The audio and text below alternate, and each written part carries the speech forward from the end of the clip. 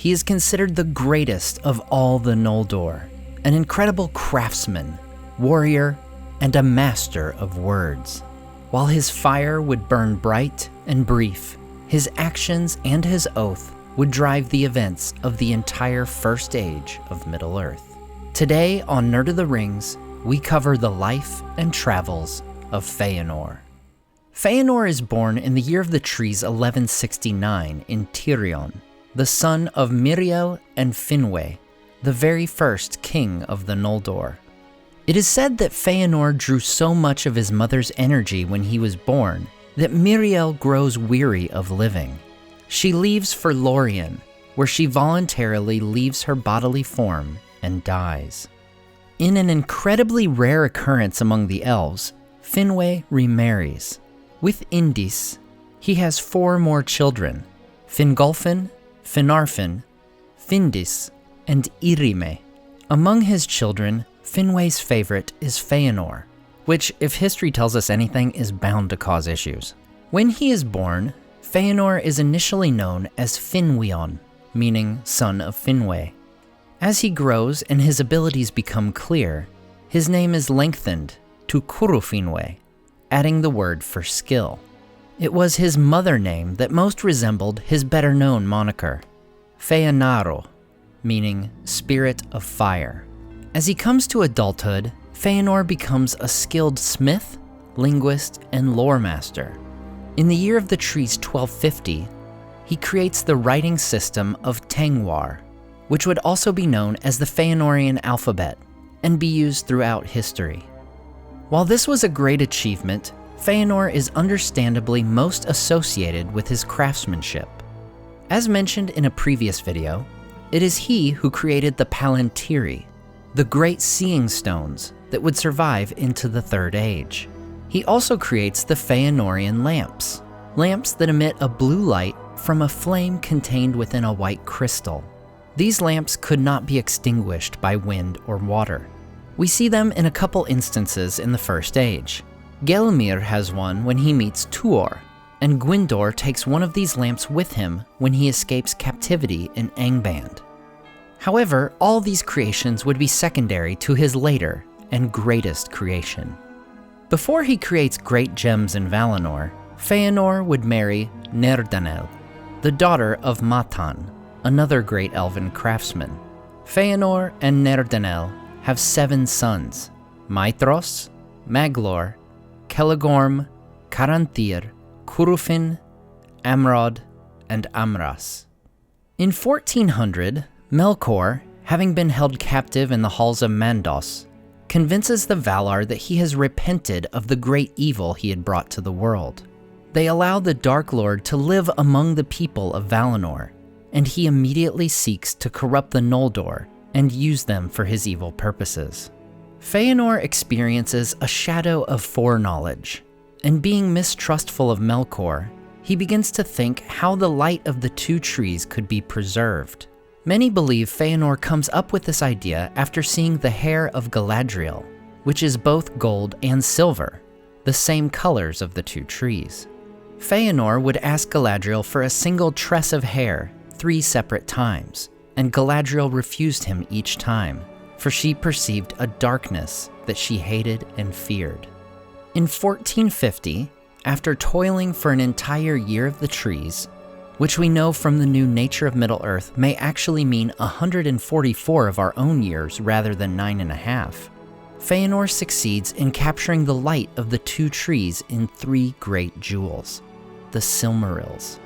Feanor treasures these gems above all else, and would come to guard them from all except his close family. Meanwhile, Melkor covets these jewels, and works to manipulate the elf who he most hated.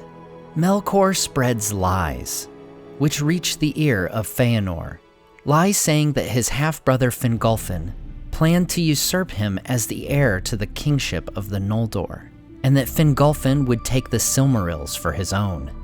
Fingolfin, meanwhile, is told that Feanor had planned to expel him and his family, with their father on the side of Feanor.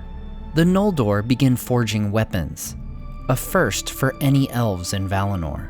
Over the years, Feanor's malice toward his brother grows to the point that in 1490, he threatens Fingolfin's life. In response to this, the Valar exile Feanor to the fortress of Formenos.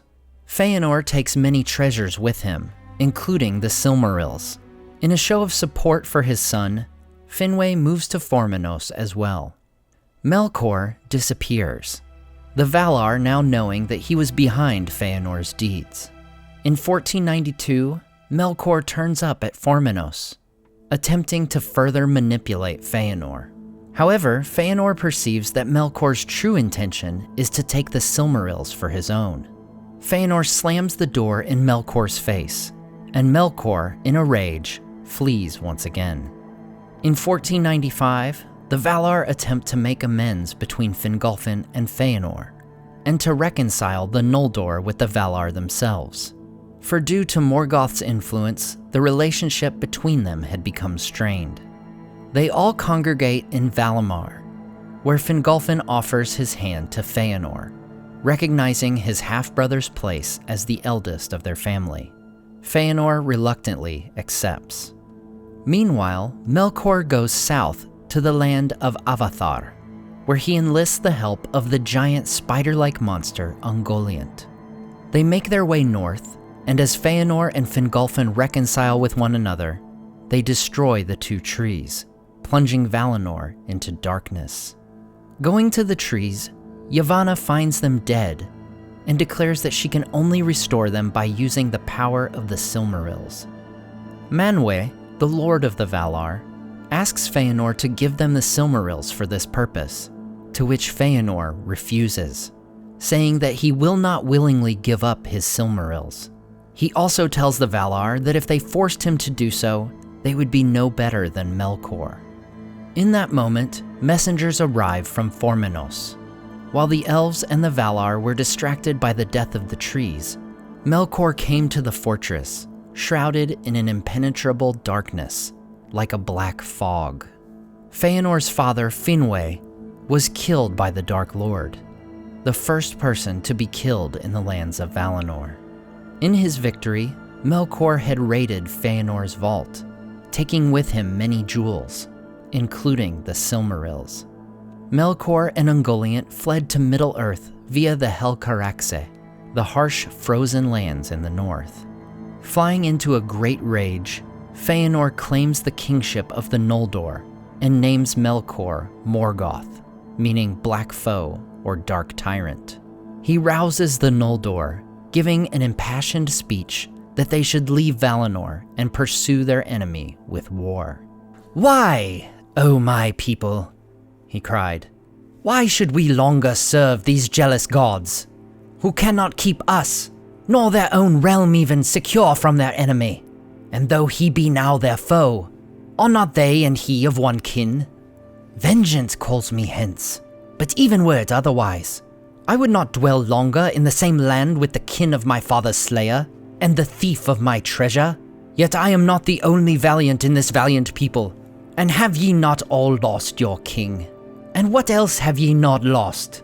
Cooped here in a narrow land between the jealous mountains and the harvestless sea. Here once was light, that the Valar begrudged to Middle-earth, but now dark levels all. Shall we mourn here deedless forever, a shadow folk, mist-haunting, dropping vain tears in the salt thankless sea, or shall we go home? In Cuiviénen, sweet ran the waters under unclouded stars, and wide lands lay about where free folk might walk. There they lie still, and await us, who in our folly forsook them. Come away, let the cowards keep this city. But by the blood of Finwë, unless I dote, if the cowards only remain, then grass will grow in the streets. Nay, rot, mildew, and toadstool." Long he spoke, and ever he urged the Noldor to follow him, and by their own prowess to win freedom and great realms in the lands of the east, ere it was too late. For he echoed the lies of Melkor, that the Valar had cozened them, and would hold them captive so that men might rule Middle-earth. "Fair shall the end be," he cried, though long and hard shall be the road. Say farewell to bondage, but say farewell also to ease. Say farewell to the weak. Say farewell to your treasures. More still shall we make. Journey light, but bring with you your swords. For we will go further than Taros, endure longer than Tulkas. We will never turn back from pursuit. After Morgoth to the ends of the earth. War shall he have, and hatred undying. But when we have conquered and have regained the Silmarils that he stole, then behold, we alone, shall be the lords of the unsullied light, and masters of the bliss and the beauty of Arda. No other race shall oust us. Then Feanor swore a terrible oath. Straightway his 7 sons leaped to his side, and each took the selfsame oath. And red as blood shone their drawn swords in the glare of the torches. Straightway Feanor's 7 sons join him and swear the dreadful oath of Feanor, vowing to fight anyone, elf, man, Maya, or Vala, who should withhold the Silmarils from them. Invoking the very name of Iluvatar himself, their oath would lead to great tragedy and bloodshed. Feanor leads his people to the shores of Aman, specifically the port of Alqualonde, where the Teleri elves lived. Feanor demands the Teleri to give him their ships so that he may sail to Middle-earth. When the Teleri refuse, the king orders his followers to take them by force. The Teleri resist, and an all-out battle breaks out, leaving many of the Teleri, who were far less armed, dead. As the Noldor make their way north, Mandos pronounces the doom of the Noldor, foretelling the suffering that shall come to their people and their banishment from the lands of Aman. Finarfin, one of Feanor's brothers and the father of Galadriel, leads a small group of Noldor back to Valinor. There they repent of their choice to leave and are forgiven. Meanwhile, Feanor leads his people north until they reach the Helcaraxe in 1497. With not enough ships to carry all the Noldor across the sea, Feanor, his sons, and their followers take the ships in secret and sail to Loskar, finally arriving in Middle-earth. Rather than sending them back for Fingolfin and the rest of the Noldor, Feanor burns the ships, saying he considered the host of Fingolfin and Finrod to be needless baggage on the road. He proclaims, "Let those who cursed my name curse me still, and wind their way back to the cage of the Valar." Because the world is flat at this time, Fingolfin and the other Noldor see the ships burning in the distance, and choose to press on through the dangerous and deadly Helcaraxe. Meanwhile, in Angband, Morgoth learns that the Noldor have come to pursue him. He launches an attack upon Feanor's encampment in the area of Mithrim. This battle, the Dagor Nuin Gileath, lasts for 10 days. In the end, the Noldor are victorious, and Morgoth's armies are scattered. Still burning with rage, Feanor leads his sons as they press on to Angband, coming to Dor Daedaloth, the very lands of Morgoth. Here, Feanor is ambushed by a force of Balrogs. Having few of his kin around him, Feanor fights valiantly, hewing his foes even after receiving several wounds.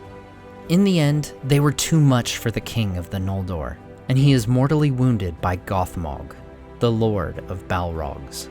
In this moment, the sons of Feanor and their great force drive off the demons of Morgoth. They carry their king back to the slopes of the Eredwethrin. There, seeing from afar the peaks of Thangorodrim, Feanor curses Morgoth 3 times. But with the eyes of death, Feanor knows that the elves unaided can never throw down those dark towers. With the passing of his fiery spirit, Feanor's body is reduced to ashes. Never before nor since had any death like this been seen or heard. His sons, having survived the battle, are still bound to the oath of their father, which would lead to conflict, tragedy, and disaster. As for Feanor, his spirit would travel to the halls of Mandos. There it would remain, never to be reincarnated, so long as the world would last. In Tolkien's abandoned apocalyptic storyline of the Dagor Dagorath, it is said that Feanor would finally reclaim his Silmarils and break them, so that Yavanna could finally restore the two trees. As always, a huge thank you to my Patreon supporters who make this channel possible. Tom DeBombadil 19, Jim Limber Davis, Jay Breakfield, Timothy Park, Sky Carcass, Zetrock, Grand Strategy Nerd, The Dark Haired One, Salim Rahman, Wyland, and Debbie. If you enjoyed the artwork in this video, check out the artists in the description and purchase prints of their great work for yourself. Thanks so much for watching and subscribing, and we'll see you next time on Nerd of the Rings.